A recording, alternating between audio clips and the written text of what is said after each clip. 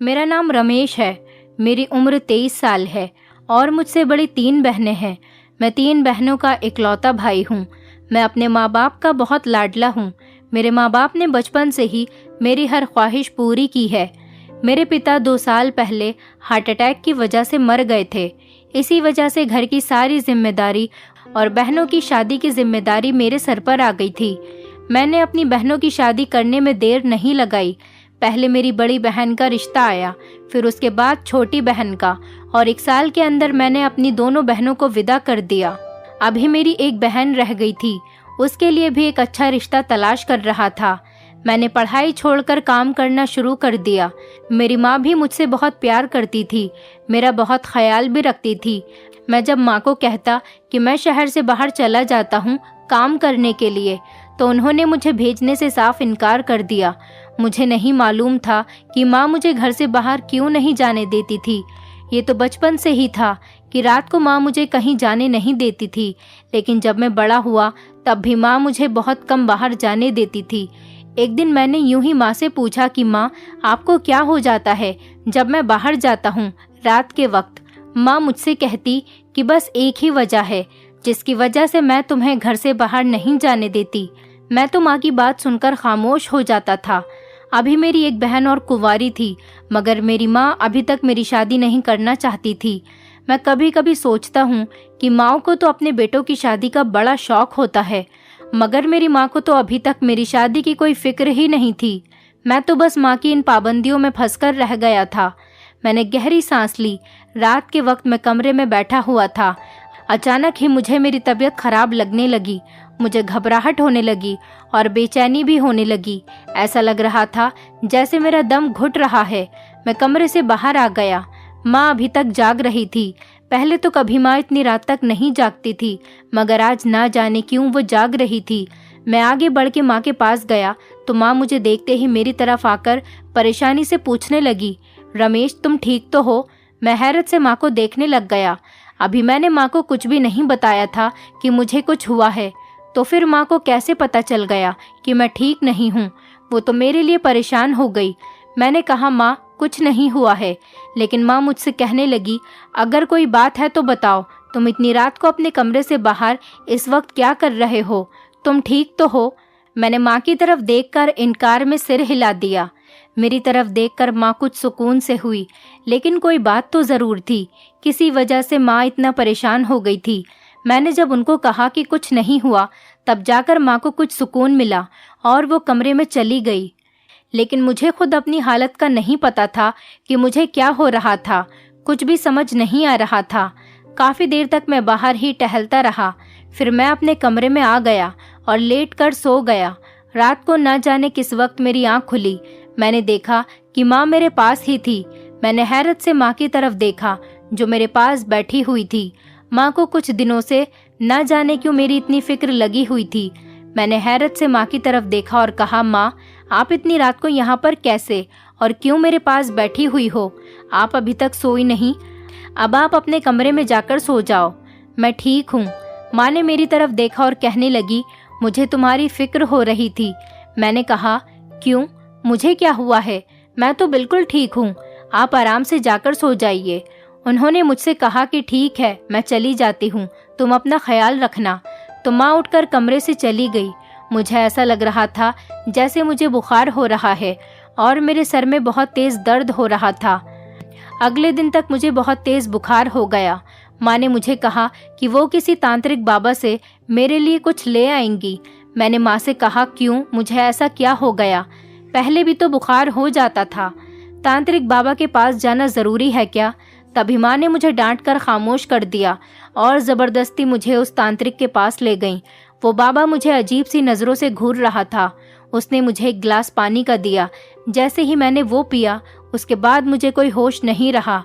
जब मेरी आँख खुली तो मैं कमरे में अकेला था। माँ भी कमरे में नहीं थी।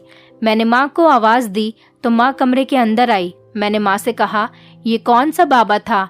माँ मुझसे कहने लगी, इन्होंने एक दवाई पिलाई थी जिससे तुम जल्दी ठीक हो जाओगे। मैंने इनकार से सिर हिलाया क्योंकि मुझे इन सब बातों पर कोई भरोसा नहीं था। मैं इन मनगढ़ंत लोगों को नहीं मानता था। इस वजह से माँ कमरे से चली गई उस दिन के बाद माँ का अजीब सा रवैया हो गया था। मैं जब भी उन्हें कुछ कहता वो इस काम को उल्टा कर देती थी। अब तो मेरी कोई बात भी नहीं सुनती थी। जब भी उन्हें मैं कहता कि मुझे कहीं जाना है तो गुस्सा कर जाती थी। मुझे तो उनकी कुछ समझ नहीं आ रही थी कि आखिर इनको हो क्या गया है। एक दिन ऐसे ही मुझे गुस्सा आ गया और मैंने माँ को गुस्से में कह दिया कि आप मेरी कोई बात सुनती ही नहीं हो, आप मेरी कोई बात मानती भी नहीं हो, मुझे भी अब आपसे कोई बात नहीं करनी है। उस दिन के बाद माँ मुझे कहने लगी कि वो जल्द से जल्द मेरी शादी करना चाहती है। मैं तो उनकी ये बात सुनकर चौंक ही गया था कि कभी उन्होंने मेरी शादी का जिक्र तक नहीं किया था और अब वो मेरी शादी करने की बात कर रही है। आज से पहले उन्हें कभी मेरी शादी का कोई भी ख्याल नहीं आया था, लेकिन अब उन्हें यूं अचानक से मेरी शादी का ख्याल आ गया था। मुझे तो कुछ समझ नहीं आ रहा था। माँ की सारी बातें मेरी समझ से बाहर थीं। अचानक मेरी शादी क्यों करना चाहती हैं? एक दिन मैं खाना खा रहा था और माँ मेरी बहन के साथ फ़ोन पर लगी हुई थी। उसे बता रही थी उन्हें जैसी लड़की ढूंढनी थी ढूंढ ली है, बस अब दुआ करना कि घर वाले मान जाएं। मुझे लगा पता नहीं किसके बारे में बात हो रही है, किसकी शादी की बात हो रही है। मेरी समझ में नहीं आ रहा था कि माँ किस लड़की की बात कर रही है।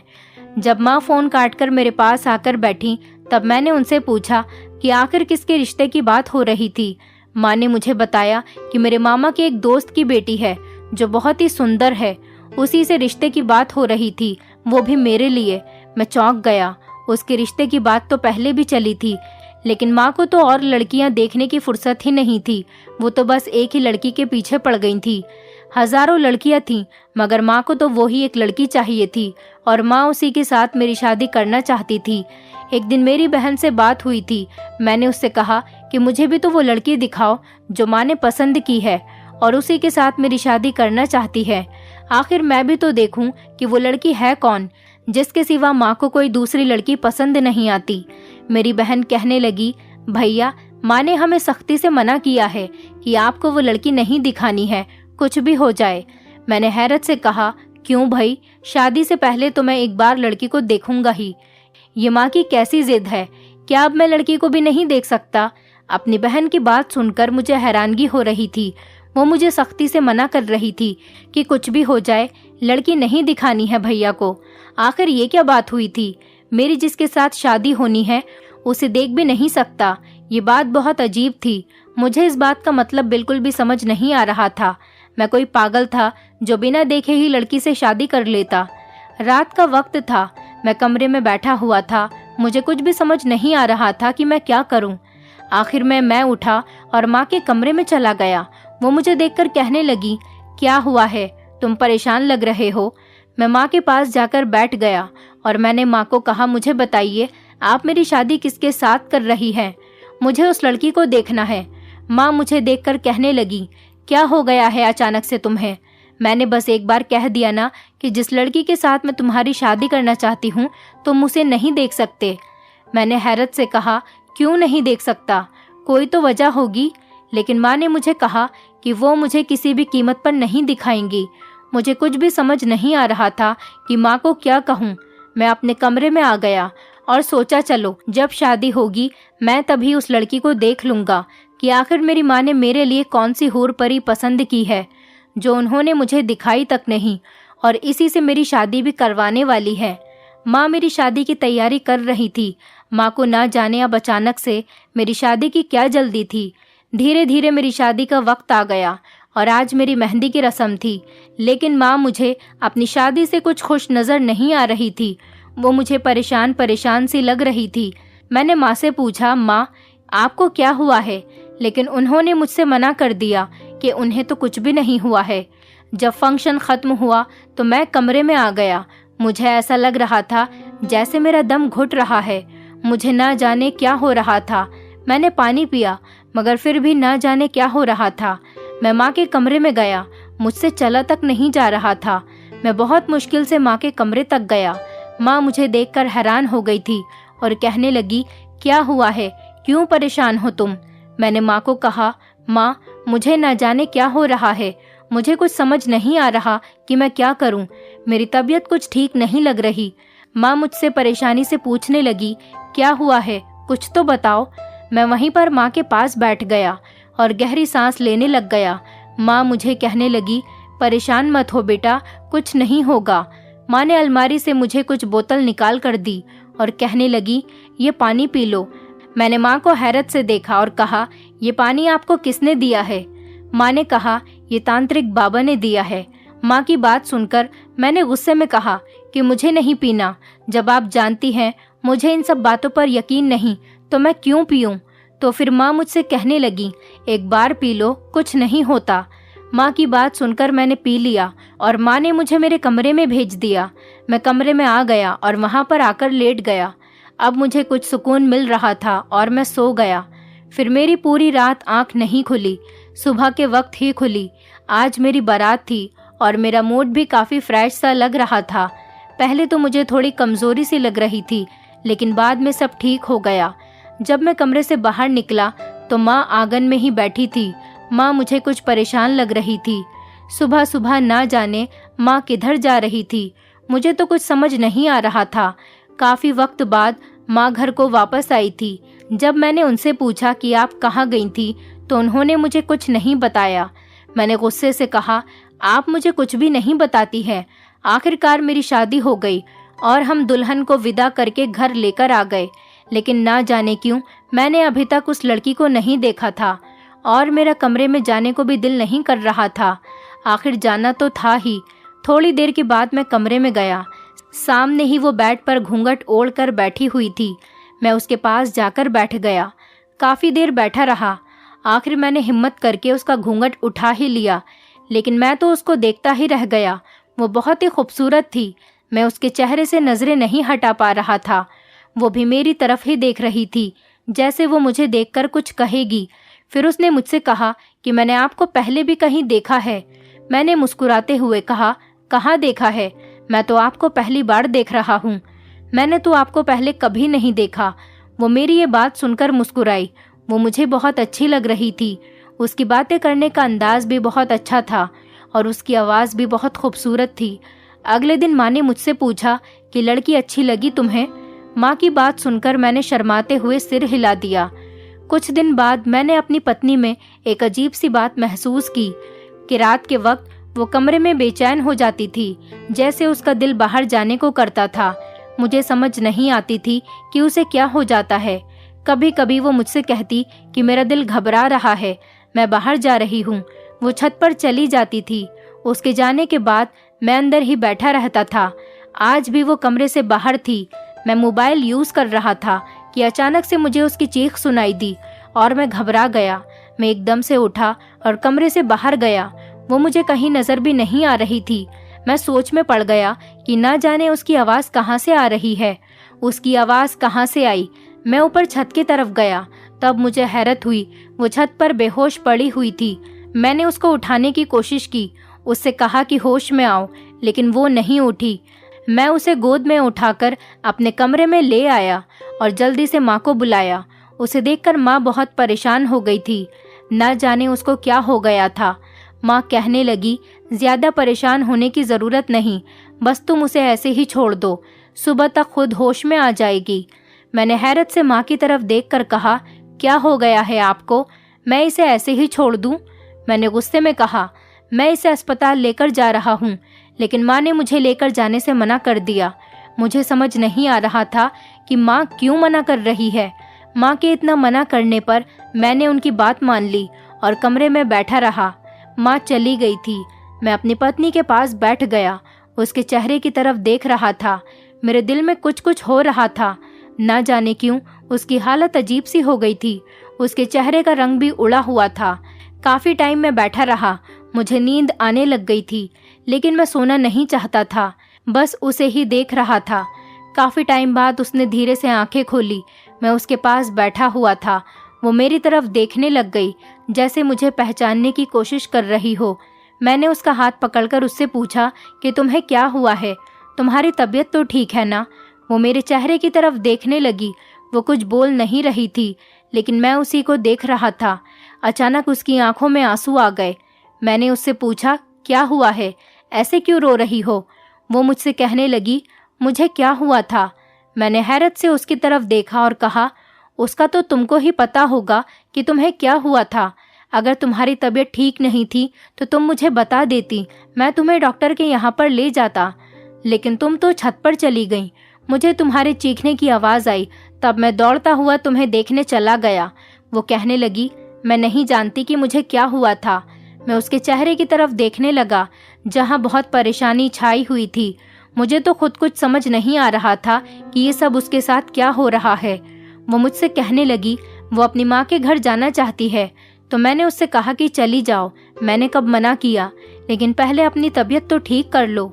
उसने मुझसे कहा, आपकी माँ ने मुझे मना कर दिया है कि मैं कहीं नहीं जा सकती। उसकी ये बात सुनकर मैं सोच में पड़ गया था कि आखिर माँ ने उसको जाने से क्यों मना कर दिया। आज जब मैं ऑफिस से घर आया तो मेरी पत्नी किचन के कामों में बिजी थी। मैंने उसके बारे में माँ से पूछा कि वो कैसी है और घर में उसका सब लोगों के साथ व्यवहार कैसा है। माँ ने मुझसे कहा कि ठीक है, अच्छी है, सबके साथ व्यवहार भी अच्छा है। माँ ने कभी मुझसे उसकी शिकायत नहीं लगाई थी। वो मुझसे उसके बारे में कोई बात भी नहीं करती थी कि वो कैसी है और घर में सारा दिन क्या करती है। माँ मुझे नहीं बताना चाहती थी। मैंने सोचा चलो दोनों एक दूसरे के साथ बहुत खुश हैं, लेकिन जब भी मैं काम करके घर आता था तो मेरी पत्नी मुझे देखकर बहुत खुश हो जाती थी। लेकिन मुझे ऐसा लगता था जैसे मेरी गैर मौजूदगी में वो परेशान सी रहती हो। मैंने एक दिन माँ से पूछा, माँ आप और मेरी पत्नी में कोई बात हुई है क्या? काफ़ी दिनों से मैं देख रहा हूँ आप दोनों एक दूसरे से ठीक से बात नहीं कर रही हो। माँ ने मुझे हैरत से देखा और कहने लगी, क्या हो गया है तुम्हें? कैसे सवाल कर रहे हो? वो मेरी बेटी की तरह है, मैं क्यों उसे कुछ कहूँगी? और वैसे भी वो भी मुझे कुछ नहीं कहती, अपनी माँ समझती है। तुम बड़े अजीब सवाल कर रहे हो मुझसे। मैंने कहा, नहीं माँ, मेरा मतलब वो नहीं था, मैं तो बस ऐसे ही पूछ रहा था। ऐसा लग रहा है कि आप परेशान हो या फिर वो परेशान है। माँ ने कहा, ऐसी कोई बात नहीं है, तुम्हारी पत्नी तो बहुत अच्छी है, उसका ख्याल रखा करो, वो जिंदगी में तुम्हारा बहुत साथ देगी। माँ आजकल बहुत अजीब अजीब बातें कर रही थी। मुझसे कह रही थी कि उसका ख्याल रखो, वही तुम्हें संभालेगी और तुम्हारा ख्याल भी रखेगी। लोगों की बातों में मत आना, मैंने तुम्हारे लिए अच्छी पत्नी ढूंढी है। मुझे समझ नहीं आती थी कि वो ऐसी बातें क्यों करती है। समझ तो मुझे उस दिन आई जिस दिन माँ का देहांत हो गया। एक दिन अचानक ही माँ की तबीयत खराब हो गई। माँ शुगर की मरीज थी। उनकी शुगर बहुत ज़्यादा हाई होने की वजह उनकी मौत का कारण बनी। मुझे तो यकीन नहीं आ रहा था कि माँ मुझे छोड़कर चली गई। मुझे ऐसे लग रहा था मेरा सब कुछ ख़त्म हो गया है। मेरी बहनें भी बहुत रो रही थीं, लेकिन वक्त गुजरने के साथ साथ सब अपने अपने घर चले गए। लेकिन मेरी नज़रें माँ को हमेशा घर में ढूंढती थीं। माँ जिस तरह से मुझ पर गुस्सा किया करती थीं, मुझ पर प्यार किया करती थीं, मेरी फिक्र करती थीं, शायद ऐसी फिक्र और ऐसा प्यार मुझे कोई नहीं दे सकता था जैसा माँ करती थी। माँ के बिना मुझे घर काट खाने को दौड़ता था। मैं घर में माँ को ढूंढता, लेकिन वो मुझे कहीं नज़र नहीं आती। मैं माँ के गम में बहुत खो गया था। लेकिन जब कुछ दिनों के बाद मैं माँ के गम से कुछ संभल पाया तो मुझे पता चला कि मुझसे ज़्यादा दुख तो मेरी पत्नी को है, मेरी माँ के मरने का। वो अक्सर खुद में ही खोई हुई रहती थी। मैं जब भी उसे पुकारता था वो ना जाने कहाँ खोई हुई होती थी। आज भी वो कामों में इस कदर बिजी थी कि मैं उसे बहुत देर से आवाज़ दे रहा था, लेकिन वो मेरी आवाज़ ही नहीं सुन रही थी। मैं उसके करीब गया, मैंने उसके कंधे पर हाथ रखा तो वो एकदम से डर गई और मेरी तरफ देखने लग गई। मैंने उससे पूछा, इतना क्यों डर रही हो, क्या हुआ है? कोई भूत नहीं है, मैं हूँ। वो अपने इर्द गिर्द देखने लग गई। मैंने उससे पूछा, क्या हो गया, तुम इतनी परेशान क्यों हो रही हो? मैं ही हूँ, कोई और नहीं है यहाँ पर। उसने मेरी तरफ देखकर कहा, वो आपकी माँ ने, और ये कहकर वो चुप हो गई। मैंने हैरत से कहा, क्या हुआ मेरी माँ को? मैंने जब गुस्से में पूछा तो वो मेरी तरफ देखकर सर हिलाने लग गई। ना जाने उसे क्या हुआ था। मैंने उससे कहा, मुझे खाना दो। मेरी बात सुनकर उसने फिर से सिर हिला दिया। मुझे तो उसकी कहानी समझ नहीं आती थी। पता नहीं वो क्या कहना चाहती थी। पूछो तो कुछ बताती नहीं थी और ना ही पूछो तो अपने आप में ही खोई रहती थी। कुछ दिन ऐसे ही गुजर गए तो मुझे पता चला मेरी पत्नी माँ बनने वाली है। इस वक्त मेरी खुशी का तो ठिकाना ही नहीं था। खुश तो वो भी बहुत थी, लेकिन थोड़ी डरी हुई लग रही थी। रात के वक्त मेरी आंख खुली तो मेरी पत्नी कमरे में मौजूद नहीं थी। मैं उसे इधर उधर देखने लग गया। ना जाने वो कहाँ चली गई थी। मैं उठ के कमरे से बाहर आया तो वो आंगन में बैठी हुई थी। मुझे हैरत हो रही थी, वो ऐसे आंगन में क्यों बैठी हुई थी। जब मैं उसके पास जाकर बैठा तो ऐसा लग रहा था जैसे वो कहीं से चलकर आ रही हो। उसकी सांस फूल रही थी, उसके चेहरे पर पसीना था। मुझे हैरत हो रही थी कि वो इतनी रात को कहाँ गई थी। उसने एक चादर भी ओढ़ रखी थी। मैंने उससे पूछा, तुम कहाँ गई थी, तुम्हारी सांस क्यों फूल रही है। वो मुझे देखकर कहने लगी, मैं तो कहीं भी नहीं गई थी। मैंने कहा, फिर ये सब क्या हो रहा है तुम्हें, तुमने काली चादर क्यों ओढ़ रखी है और तुम्हारी सांस भी क्यों फूल रही है। इससे तो साफ पता चल रहा है कि तुम कहीं गई हुई थी। वो कहने लगी, नहीं, मैं कहीं नहीं गई थी। मुझे कहाँ जाना था, मैं कहीं भी नहीं गई थी, ना ही मुझे कुछ पता है। मैं तो बस ऐसे ही कमरे से बाहर आकर बस बैठ गई। कमरे में मेरा दम घुट रहा था और दिल भी घबरा रहा था और अभी सर्दी लग रही है, इसी वजह से मैंने ये चादर ओढ़ रखी है। उसकी बात सुनकर मैं तो हैरत में चला गया, लेकिन उसे इतनी गर्मी में ठंड क्यों लग रही थी, ये बात मुझे कुछ अजीब सी लग रही थी। मैं उसे कमरे में लेकर आ गया, उसके चेहरे की तरफ देखने लगा। वो बहुत घबराई हुई लग रही थी। मैंने उसका हाथ पकड़ा तो उसके हाथ बिल्कुल ठंडे पड़े थे। मैंने उसको फिर पानी दिया, वो पानी पीकर सो गई। मैं कमरे से बाहर आ गया और उसके बारे में सोचने लग गया। जब से मुझे उसके बारे में पता चला था कि वो माँ बनने वाली है, उसके बाद से वो बहुत अजीब हो गई थी। मुझसे दूर दूर भी रहा करती थी। मुझे कभी कभी ऐसा लगता था जैसे वो मुझसे दूर ही रहना चाहती है। शायद वो मेरे पास नहीं रहना चाहती। मेरी तो कुछ समझ नहीं आ रहा था कि मैं इसका क्या करूं, लेकिन मुझे उससे मोहब्बत हो गई थी। मैं उस पर गुस्सा भी नहीं करना चाहता था, ना ही उससे कोई बात बोल पाता था। मुझे बहुत बुरा लगता था जब मैं उसे डांटता था या फिर उसे कुछ कहता था। कुछ देर बाद जब मैं कमरे में गया तो मुझे ये देखकर हैरत हुई कि वो अपने ऊपर पानी डाल रही थी। मैंने गुस्से में कहा कि क्या कर रही हो, पागल हो गई हो क्या। वो अपने ऊपर ठंडा पानी ना जाने क्यों डाल रही थी। वो मुझे कहने लग गई, मुझे बहुत गर्मी लग रही थी तो इसीलिए मैं ये पानी डाल रही हूँ। मैंने उसे पानी डालने से मना किया, लेकिन वो तो अपने ऊपर पानी लगातार ही डाले जा रही थी। मैंने गुस्से में कहा, रुक जाओ पागल लड़की, ये क्या पागलपंत है, बंद करो ये सब। उसने सारा पानी अपने ऊपर डाल लिया। मैं तो कमरे का बुरा हाल होता देख रहा था। वो गहरी सांस लेने लग गई। मुझे कुछ समझ नहीं आ रहा था मैं उसका क्या करूं। मैं उसकी बाजू पकड़कर दूसरे कमरे में ले आया और उससे कहा, यहाँ बैठो, यहाँ बैठकर आराम करो। इतनी रात को ना जाने क्या पागलपन तुम्हें सूझ रहा है। उसके बाद मैंने उससे कहा, जाओ जाकर अपने कपड़े चेंज करो, और हम दूसरे कमरे में जाकर सो गए। सुबह हुई तो मेरी पत्नी किचन में खड़ी नाश्ता बना रही थी। मैं उसकी तरफ देख ही रहा था। वो बहुत संजीदगी से अपने काम में मगन थी।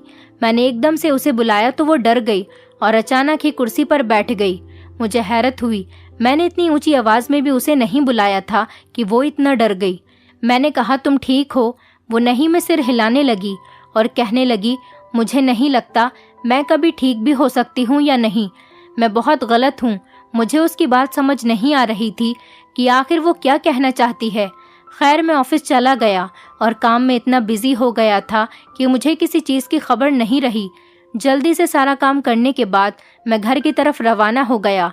घर आया तो देखा मेरी पत्नी गहरी नींद में सोई हुई थी। फिर वो काफ़ी टाइम बाद उठी। मुझे देखकर हैरान हो गई और कहने लगी, आप इतनी जल्दी कैसे घर आ गए? मुझे बता तो देते कि जल्दी आ जाओगे। आज मैं उसकी बातें सुन रहा था। वो सोई हुई शक्ल पर मुझसे बातें कर रही थी। मुझे उसकी ऐसी भोली भाली बातें सुनकर उस पर बहुत प्यार आ रहा था, पर मैंने उसकी किसी बात का जवाब नहीं दिया। बस मन कर रहा था कि उसको देखता ही जाऊं। आखिर में मैंने उससे कहा, बस करो, तुम कितना बोलती हो। उसने कहा, आप मेरी बातों का जवाब नहीं दे रहे थे, इसीलिए मैं बोले चली जा रही थी कि किसी बात का तो जवाब शायद आप दे देंगे। उसकी बात सुनकर मैं मुस्कुरा दिया। मुझे उसका बोलना बहुत अच्छा लग रहा था, लेकिन आज की रात फिर उसने वही किया जैसा वो हर रात करती थी। ठंडा पानी अपने ऊपर डालने लग गई और कहने लगी, मुझे बहुत गर्मी लग रही है। मैंने हैरत से उसकी तरफ देखा और कहा, चलो मैं तुम्हें डॉक्टर के पास लेकर जाता हूँ। मेरी बात सुनकर वो एकदम से घबरा गई और मुझसे कहने लगी, नहीं, मुझे डॉक्टर के पास नहीं जाना। मैंने उसकी तरफ देखकर कहा, क्या हो गया है तुम्हें? डॉक्टर के पास जाएंगे तो डॉक्टर बताएगा। आखिर तुम्हारी तबीयत क्यों ठीक नहीं रहती, तुम्हें इतनी गर्मी क्यों सताती है। लेकिन वो तो जाने के लिए तैयार ही नहीं थी, बहुत घबरा रही थी। मैं उसे बाहर से कमरे में लेकर आया। उसकी हालत बहुत बुरी हो रही थी। मुझे तो डर भी लग रहा था उसकी इन हरकतों की वजह से अगर बच्चे को कोई नुकसान पहुंच जाता तो। मैंने फिर भी उससे दोबारा कहा कि चलो डॉक्टर के पास लेकर जाता हूँ। वो एकदम से गुस्से में कहने लगी, बस मैंने एक बार कह दिया ना कि मुझे डॉक्टर के पास नहीं जाना, फिर क्यों आप बार बार जिद कर रहे हो। उसने तो गुस्से में मना कर दिया, लेकिन मुझे बहुत परेशानी हुई थी। मैं घर से बाहर निकलकर मोहल्ले की ही एक दाई के पास गया और उसे घर लेकर आ गया। मेरी पत्नी उस दाई को देखकर भी परेशान हो गई और मुझसे कहने लगी कि इससे कहो ये मुझे हाथ भी नहीं लगाए। मैंने फिर भी दाई को कहा, मेरी पत्नी को देखिए क्या हुआ है इसे। वो चेक करने लग गई, मगर मेरी पत्नी बहुत घबरा रही थी। दाई ने मेरी पत्नी को बहुत ही अजीबोगरीब नजरों से देखा और फिर वो मुझसे कहने लगी, तुम अपनी पत्नी को तलाक दे दो। मैं उस दाई की बात सुनकर गुस्से में आ गया था। उस जाहिल अनपढ़ दाई की बातें सुनकर मेरी पत्नी की एकदम से आंखें फटी की फटी रह गईं। वो कहने लगी, नहीं ऐसा नहीं हो सकता, ये तुम कैसी बातें कर रही हो, और घबराकर खूब रोने लगी। मैंने अपनी पत्नी को चुप कराया। उस दाई की बातें सुनकर मेरे तन बदन में आग लग गई। मैंने उसे बहुत बातें सुनाई और कहा कि गलती हो गई जो आपको मैं घर में लेकर आ गया, जाइए आप यहाँ से, आज के बाद इस घर में मत आना। मैंने गुस्से में दाई को भेज दिया और उसे बहुत सारी बातें भी सुनाई। मेरी पत्नी उस दिन मेरे साथ चिपक गई और रोती हुई मुझसे कहने लगी कि आप कभी भी मुझे मत छोड़ना। मैं हैरत से उसकी तरफ देख रहा था। वो बुरी तरह से कांप रही थी। मैंने उससे कहा, कुछ नहीं होता, मैं पास हूं ना तुम्हारे, मैं भला तुम्हें कैसे छोड़ सकता हूँ। मैंने उसके आंसू साफ किए। न जाने वो क्यों इतनी डर गई थी कि उसके हाथ भी कांप रहे थे। मैंने प्यार से उससे कहा, कुछ नहीं हुआ, मैं तुम्हारे पास ही हूँ। आज के बाद किसी भी दाई को घर लेकर नहीं आऊँगा। अब वो मुझे कुछ सुकून से लग रही थी। उसे तो मैंने सुकून दिला दिया था, लेकिन मुझे खुद बहुत ही ज्यादा अजीब लग रहा था। उस दाई का इस तरह से कहना, आखिर वो क्या चाहती थी, उसका क्या मतलब था। उसने ऐसा भी क्या देखा मेरी पत्नी में जो वो ऐसी बातें कह रही थी। उसकी बात सुनकर मुझे अब परेशानी होने लग गई थी। मुझे कुछ भी समझ नहीं आ रहा था कि अब मैं क्या करूं और क्या ना करूं। मैं जब भी अपनी पत्नी को डॉक्टर के पास ले जाने को कहता हूं तो उस पर भी वो मुझसे गुस्सा करती है। कहती है उसे कहीं भी नहीं जाना, लेकिन ना जाने क्यों वो कहीं भी नहीं जाना चाह रही थी। कोई तो वजह थी जो वो किसी डॉक्टर के पास भी नहीं जा रही थी। कुछ दिन बाद जब वो उस बात को भूल गई तो मैंने उससे कहा, चलो आज हम कहीं बाहर घूमने चलते हैं। वो तो बाहर जाने के लिए भी नहीं मान रही थी। मैंने उसे बड़ी मुश्किल से मनाया और उसे लेकर बाहर आ गया। थोड़ी देर के बाद मैं उसे बातों बातों में बहला के अस्पताल तक ले गया। अस्पताल देखते ही वो बहुत घबरा गई थी और मुझसे कहने लगी, आप मुझे अस्पताल क्यों लेकर आए हैं, मुझे तो घर जाना है। मैंने गुस्से में कहा, अब तो तुम्हें अस्पताल ही जाना होगा मेरे साथ। मैं उसे अस्पताल के अंदर ले आया और डॉक्टर को उसके बारे में सब कुछ बता दिया। डॉक्टर मेरी पत्नी को अजीबोगरीब नजरों से देख रहे थे। जब डॉक्टर रूम से बाहर आए और मुझे देखकर कहने लगे, क्या यह आपकी पत्नी है? मैंने सीरियस होकर उनकी तरफ देखकर कहा, जी मैं लाया हूँ तो मेरी ही पत्नी होंगी ना। वो मुझसे कहने लगे कि आपकी पत्नी का ये इलाज नहीं है, इनका तो कोई और ही इलाज है। लेकिन बाकी बातें मेरे दिमाग में बैठ गई थी। मेरी पत्नी मुझसे पूछने लगी, क्या हुआ है, डॉक्टर ने क्या कहा है? मगर मैंने अपनी पत्नी से झूठ कहा कि नहीं, उन्होंने तो मुझे कुछ भी नहीं बताया, बस इतना कह रहे थे कि आपकी पत्नी काफी कमजोर है, इनका ख्याल रखा करो। वो मुझे देखे जा रही थी और कहने लगी, आप झूठ क्यों बोल रहे हो? उसकी बात सुनकर मैंने कहा, नहीं ऐसा कुछ भी नहीं है। फिर हम लोग घर पर आ गए, लेकिन फिर से उसने वही काम किया। मुझे आज गुस्सा आ गया था। मैं पानी उठाकर फेंकने लग गया तो ये देखकर मुझे बहुत हैरत हुई, जैसे पानी में किसी बुढ़े शख्स के बाल हों। मैं हैरत से वो पानी देखने लगा। वो डरते हुए मेरी तरफ देख रही थी। मैंने उसका बाजू पकड़ा और गुस्से में उसे पकड़कर कमरे में लाया और बेड पर फेंकने वाले अंदाज में बिठाया। वो डरती हुई मुझे देखने लग गई। मैंने गहरी सांस ली और उससे कहा, मेरी तरफ देखो और बताओ, तुम्हारे दिमाग में क्या चल रहा है?